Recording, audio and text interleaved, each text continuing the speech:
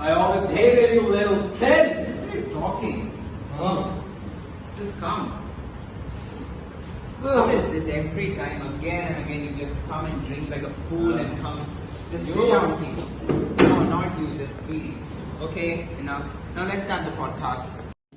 Welcome to today's episode of Midnight Plays, where we dive deep into the world of classic plays and timeless literature.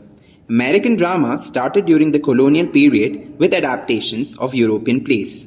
In the 18th century, plays began focusing on American themes. In the 19th century, there was a change with the rise of melodramas, minstrel shows, and stories about the frontier. By the late 19th century, realism started to take hold, influenced by playwright Henrik Ibsen, encouraging American writers to explore deeper characters and social issues, setting the stage for 20th century drama.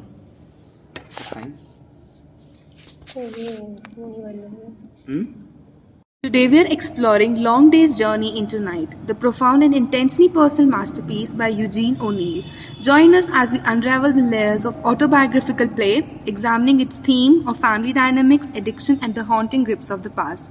So there are two largely reasons that why we've chosen this play. First is that it is very unpopular in the contemporary times, and second, because of its familiarity with a play that we've already studied in our course, that is The Death of the Salesman. So let's delve into the historical and the social background of the play. So for the same, I would like to call Budaditya to reflect on the same. Thank you, Mahi. When I think about Long Day's Journey into Night, one of the things that really stand out is how O'Neill captures the social and historical pressures of that time. The play is originally set in 1912, and you can feel the weight of that era in every character. Mary's morphine addiction, for instance, mirrors what was happening in the medicine back then. Powerful drugs were being overprescribed without much awareness of their dangers. It also highlights how addiction and mental health issues were hidden or ignored within families. Then there's James Tyrone, whose obsession with financial security reflects a deep-seated fear of poverty that was common in the pre-Depression years. He sacrificed his personal happiness for just some money, for financial stability, which even puts even more strain on the family. These societal expectations of the time really shaped how these characters lived and suffered. And I think O'Neill uses this historical backdrop to explore the personal cause of those pressures. Well, that was insightful. Now, Mehak, what do you think on the themes of the movie? So, there are many themes in this movie. The first one is dysfunctional family dynamics. The Tyrone family is defined by dysfunction, with love and resentment intertwined in the relationships. They care for each other deeply, but are incapable of breaking the cycles of hurt that have built over the years. Their conversations often shift from movements of tenderness to brutal accusations, showing the fragile balance between affection and conflict. The second theme would be of the isolation and loneliness. Despite being physically together, each character experiences profound loneliness. They are isolated in their individual struggles. Mary with her addiction, Edmund with his illness, Jamie with his self-destructive behavior, and James with his obsession with money and lost dreams. Their isolation is intensified by their inability to truly communicate with or understand each other. The third theme would be the search for identity. Each family member struggles with a sense of lost identity. Mary reminisces about the life she might have had if she hadn't married James, while Edmund searches for meaning in life as he faces his illness. Jamie, feeling that he's failed both as a son and as an individual, wallows in guilt. Their search for identity, however, often leads them back into their familial bonds, no matter how toxic those may be. Thank you, Mehak, for giving us some such insightful reasons on how the family was so distant from each other and trying to find their true selves. But don't you think that these people, everyone from Edmund to the mother Mary, they were trying to having a sort of an existential crisis within themselves? Isn't it too vague or sort of an account? Well, yeah, Mahi, could you shed some light into this topic? Indeed, there were several existentialism crises amongst the family itself. So existential themes are the most evident through Edmund, who frequently reflects on the life's inherent meaninglessness and his struggles with identity. His philosophical musing about death and despair, highlights the existential crisis that runs through the play, like the entire play, while the other characters clinch to illusions, like Edmund confronts the harsh truths of existence, making him the most self-aware character through almost like most of the melancholy itself. And the next theme that highlights very evidently in the play is illusion versus reality. So to cope with the harshness of their reality, each character in the play retreats into the illusions. So James denied the severity of his financial troubles, preferring to live in a world where his past success as an actor still holds significance, and Mary's illusion to revolve around her denial of her addiction as he clings to memory her own youth and the early days of her marriages. And these illusions also serves as a temporary escape, but the ultimate prevent from these facing and resolving their problems. Wow, Mahi, I didn't know so much about the things that you just said. Isn't it the formation of such a perfect family can lead to so much disaster within oneself? That's horrendous and interesting at the same time. I agree, Bodhaditya. But in order to be a good family in the year 1912, do you think gender plays a big part in it? Yes, exactly. Gender played a very big part in this place. Now you take the account of Mary's emotional struggle within the play. As a wife and mother in the early 20th century, she expected to be perfect, nurturing figure, but the reality was she couldn't meet those expectations. Her morphine addiction made it even harder for her to fit into that mold, and she is constantly battling this internal shame because of it. What actually really broke my heart is that Mary had her own dreams of becoming a nun or a concert pianist that were dismissed early on in her life. It's like she was forced into this role she didn't choose, and it becomes a source of deep frustration and despair for her. And even as a writer, Eugene O'Neill did a very great job of critiquing this rigid gender norms which were actually present in the year 1912. So yes, as I said, gender had been a very big part. If you want to trying to project a perfect family, there's a particular role that has been given to each and every one of them. They had to live by it. Yes, so yeah. I agree with you, Bodhaditya. Also, the men in the play, James and his sons, Edmund and Jamie, represent traditional masculine roles but struggle with vulnerability, expressing emotions mainly through anger or retreat into addiction. The play subtly critiques the rigid gender norms that contribute to the family's dysfunction, especially the emotional repression and lack of empathy among the men. Thank you, Mehak, for giving us some such insightful reasons on how the family was so distant from each other and trying to find their true self.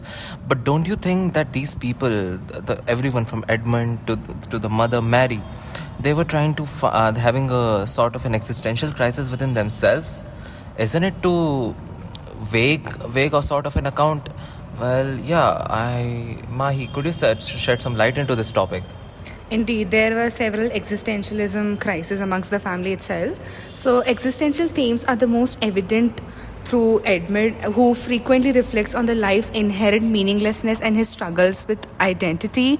His philosophical musing about death and despair, highlights the existential crisis that runs through the play, like the entire play, while the other characters clinch to illusions, like Edmund confronts the harsh truths of existence, making him the most self-aware character through almost most of the melancholy itself. And the next theme that highlights very evidently in the play is illusion versus reality. So to cope with the harshness of their reality, each character in the play retreats into the illusions. So James denied the severity of his financial troubles, preferring to live in a world where his past success as an actor still holds significance, and Mary's illusion to revolve around her denial of her addiction as he clings to memory her own youth and the early days of her marriages.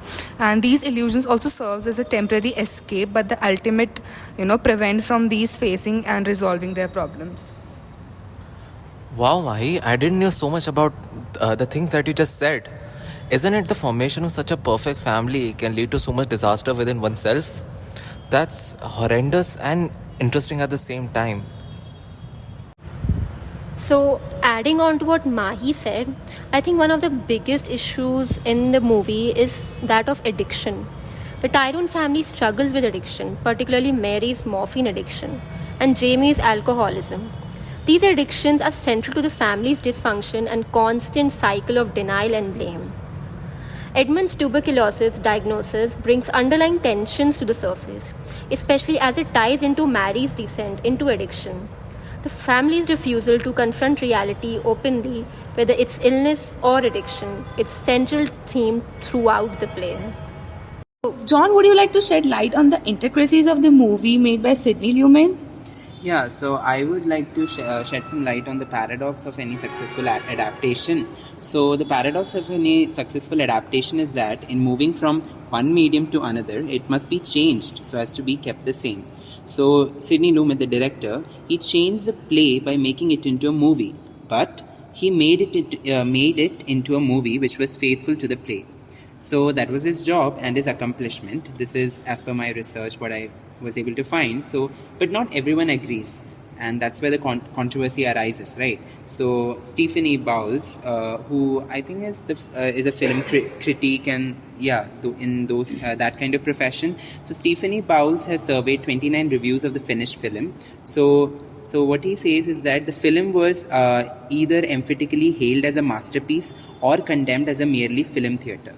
So the controversy of the film could be due to the fact that it is faithful to the play. And Lumet understands the cinema so well that his changing of the play is almost hidden. And that's where the paradox actually comes in. So now also the argument is regarding whether the movie is a movie literally or is it a film play. Yeah, so that is also another thing. Now lastly, I would like to convey my interpretation of the movie. So what I think is there are dual personalities of a woman being seen in the form of Mary Tyrone, who is domesticated in an atmosphere, right? So which shows two sides of a woman who is suppressed in a homely environment, showing her polite side and showing her anger on the things which she couldn't achieve, which is the actual desire of a woman's feelings coming out. So, yeah. So we have a special guest in our podcast today, Dr. Naina George from the English and Cultural Studies Department. We are glad to have you here, ma'am. Today our discussion surrounds the aspect of the play and the adapted movie of the same name called Long Day's Journey into Night. So what are your thoughts on on how these plays are adapted into movies, and what difference do you think is there in the transition from plays to movies? So largely, definitely the medium of it definitely plays a role, and how you see something and how the audience also responds to it. So usually plays, depending on certain points in time and how you look at it historically as well, sometimes it was seen to be the common man sort of an idea of entertainment, and then slowly turn into a more elitist understanding as well. And especially with the advent of cinema, now when we look at plays and how we look at dramas per se, it is definitely seen to be a much more elite understanding. But then when you look at these particular sort of plays where they have turned from say something that was seen to be pushed for the common man and their sort of troubles, because when you look at its theme particularly, when you look at Eugene O'Neill's and his sort of autobiographical sort of a tinge to the particular play, and when you see how it has been translated into the idea of cinema in itself, it does come forth as something that is seen to be pushed as much more accessible to a lot more people. Yeah. So it's not just the idea that it's maybe screened in theatres per se, but very recently also this particular film is actually turned into Blu-ray and DVD and everything else, pushing for the idea that even very old films can actually have a resurgence. Yeah. But usually with the ideas of plays, sometimes it does die down as something that was featured in a particular time and space. Thank you, ma'am. So, on this note, we wrap up this podcast. We all hope that you take something back from it. Thank you.